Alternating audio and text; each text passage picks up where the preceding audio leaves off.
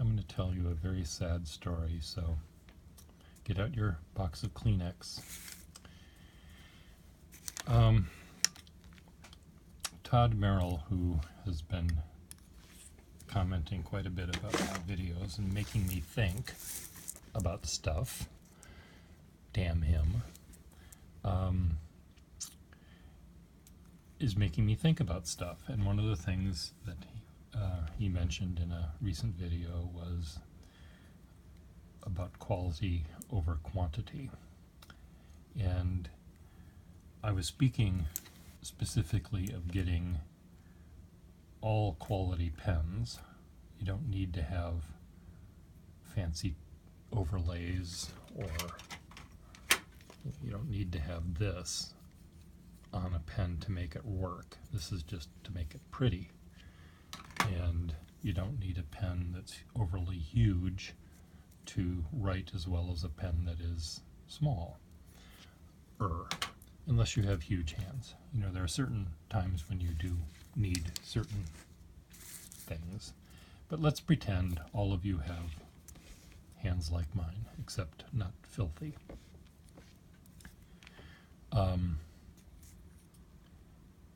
Having a pen that works, that has a great nib, I think is as good as having a pen that works and has a nice nib, but also has a beautiful overlay on it.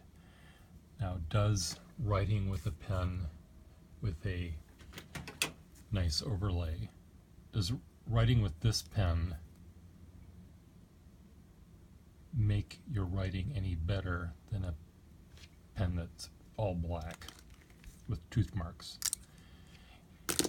And I don't know, maybe it does. I know that when I put on a dress shirt that's freshly starched from the cleaner, I tend to sit up straighter than I do if I'm wearing my frumpy t-shirt.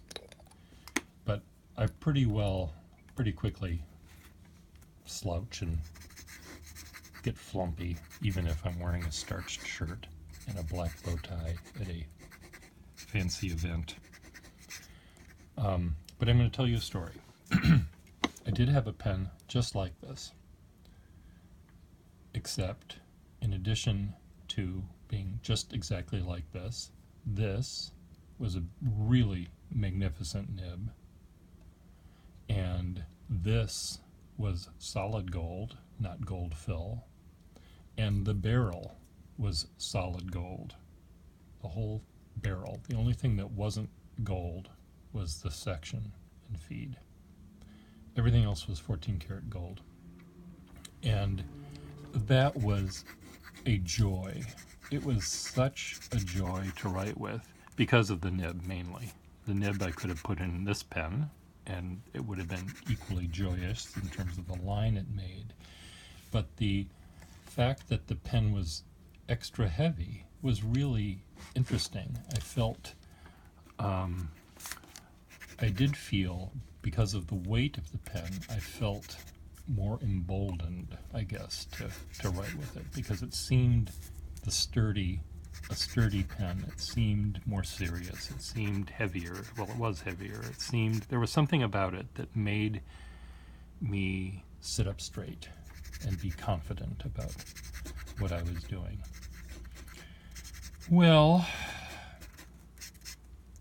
one day, somehow, it slipped out of my hands, or slipped off the table, and the cap was on it like this, and it's one of these slip caps. And with slip caps, I'm never quite sure on Waterman pens how far you should shove it on, because it doesn't have a distinctive click, or it doesn't, there is a way probably to know the difference. But in this particular case, I was very careful when I was putting the cap on the pen, because the nib was so extra long because of the flexible tines that it may have stuck out a little further than it should have. And it took me a long time by moving the feed and the nib to get it to the sweet spot where I wanted it, where it had enough ink flow. It wasn't too wet, but it also didn't railroad. It was really, the nib sort of wanted to be there. And I knew that if I kept on tweaking it and pulling it back and forth, that, you know, the chances of me destroying this nib were greater. So I was very careful with the pen. I put the cap on. I didn't cram it on. It was tight. It would hold tight in my pocket. Everything was fine about it, but I was just very aware that this was a very special nib, and the cap, maybe because of the slip cap aspect of this pen, I might push down too far and break the nib. Well, anyway, back to my story. This pen, or the pen that I'm describing, slipped off my desk or out of my hands and plummeted toward the earth at 32 feet per second squared. Feet per second squared. And there was no air resistance. It wasn't falling this way. It was falling this way. It was falling cap down. And when I uncapped the cap, my heart sank, because this is what the nib looked like when it was done falling. The tines were like that at the top. So what happened was the 32 feet per second squared, and it only went 3 feet maybe, and hit the ground, hit the floor, and the weight, the extra weight of the pen, you know, just made it shove in. You know, the cap hit the ground, but the barrel continued to travel at 32 feet per second squared. I retrieved the black boxes, the one recording the mechanics felt that it said that the barrel continued to travel at not quite 32 feet per second, because there was a little tiny bit of friction, but the barrel continued to travel after the cap hit the ground. So this was stable and this moved. The flight recorder also, the black box also, described in very concrete, matter-of-fact terms the bending of the metal, the trauma that continued, but it was the voice recorder that you, and it was all in slow motion.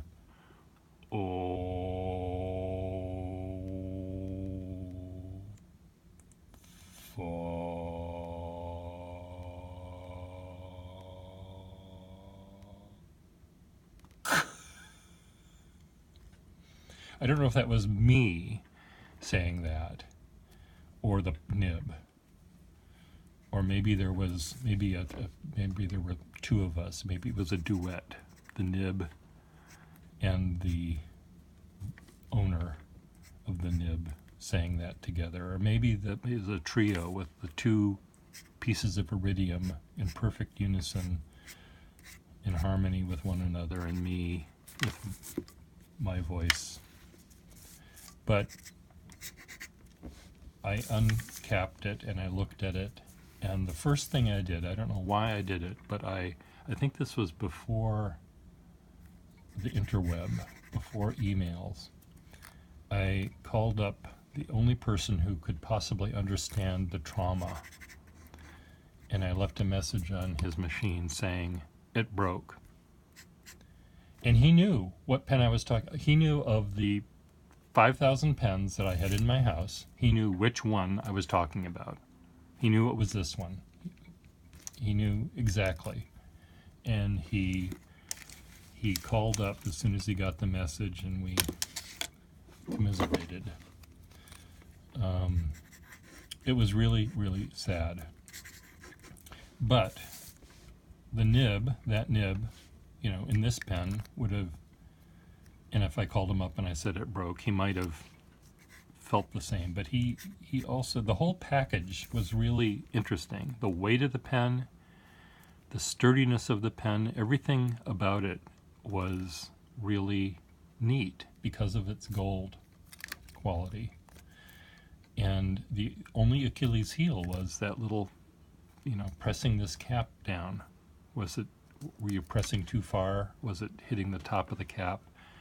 And I know that now I would, if I had a nib like that, I would really make sure, I do whatever I could to make sure that no matter what would happen, it would never make contact with that.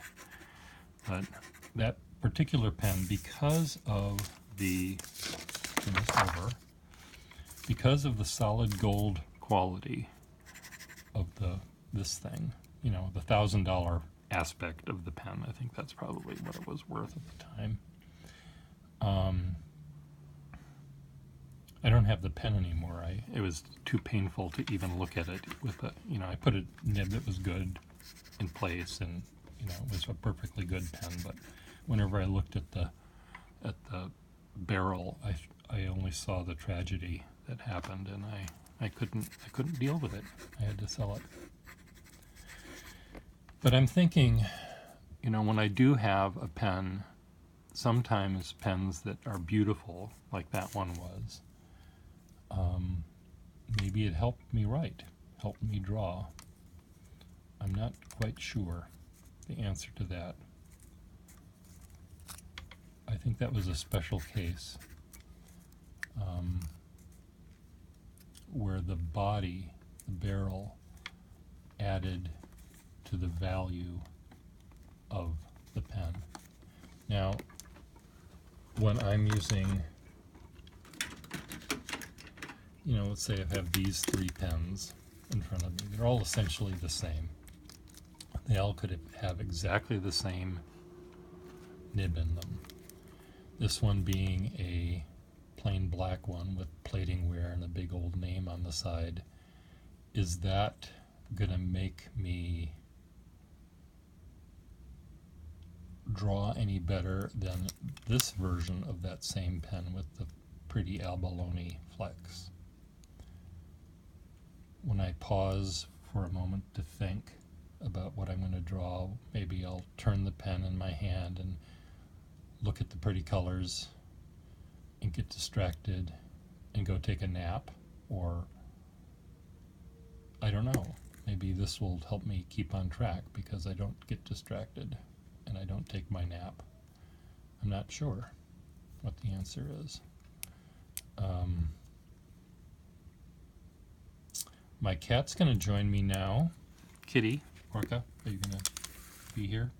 You can be here. So that was really all I had to say anyway. So Orca, I'm sorry that you have to be here, but I sometimes, I'll just say this. Yes, sometimes a beautiful pen will be distracting to me. It'll keep me from doing the work I want. And it's the work that, for me, is important. Isn't that right, Kitty? But this sort of matches your tail, but a Vacuumatic would match it better, wouldn't it? Because the stripes go the other way. I had a friend that named his cat, his striped tiger cat, Vacuumatic, or wanted to, but his wife stepped in. Come on, Vacuumatic. Come on, join your friend. Your friend is eating all your food. Your friend caught a mouse last night. Yeah, you know which one I'm talking about. I'm talking about Parker 51 first year with the aluminum.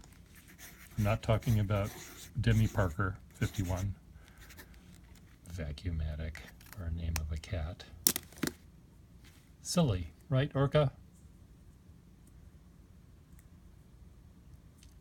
That's his code for that's really stupid, and can you shut up so I can take a nap?